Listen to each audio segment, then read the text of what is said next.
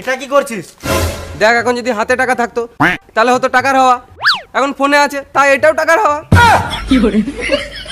আমার খিদে পেয়ে গেছে, চ সিগারেট খাই। ভাত খাবো না মানে আমি বলছিলাম ভাত খাওয়ার পর সিগারেট খাবো। চ।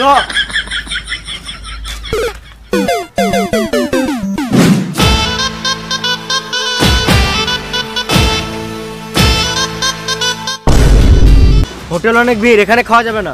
যত দেখি কি করা যায়। কি ব্যাপার, এখানে তো ভিড় কেন? ওষুধ লুবো। তুমি হোটেলে কি করে ওষুধ নেবে? ভ্যারা চোদা, যখন দেখতে পাচ্ছ হোটেলের সামনে দাঁড়িয়ে আছি তখন নিশ্চয়ই খাবারই খাবো।